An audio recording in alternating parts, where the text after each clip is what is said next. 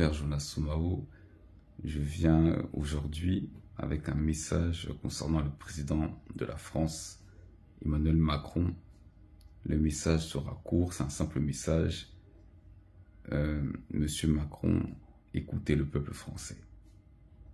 Écoutez le peuple français, c'est très important. Je ne dis pas de vous soumettre à toutes les requêtes du peuple français, mais écoutez le peuple français. Car en les écoutant, il y a quelque chose que Dieu veut vous faire comprendre. Parce que aujourd'hui, dans le cœur des Français, c'est déjà un peu compliqué concernant votre personnalité. Mais écoutez au moins ce peuple dialoguer avec ce peuple que aujourd'hui dont vous êtes le président. Parce que si demain, vous n'êtes plus président et qu'il y a certaines choses que vous n'avez pas fait pour ce peuple-là, votre nom deviendra un nom amer dans l'histoire de la France et de tout le peuple français de génération en génération. C'est vrai que vous êtes président et qu'il y a une certaine attitude qu'il faut avoir, mais pour être un bon président, il faut écouter aussi le peuple.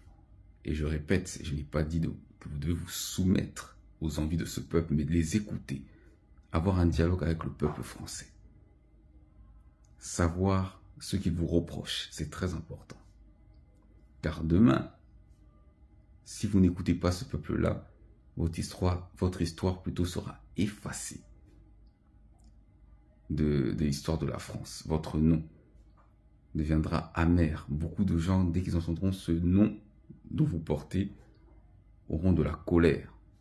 Car pendant les mandats dont vous avez présidé, vous n'avez pas été à la hauteur.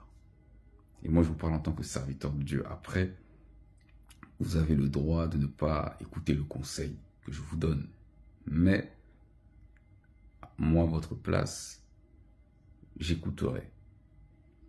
Parce qu'il y a certaines choses que le peuple français vous reproche. Et vous devez dialoguer avec eux. Donc, voilà le message que je viens faire passer pour vous, Monsieur Macron.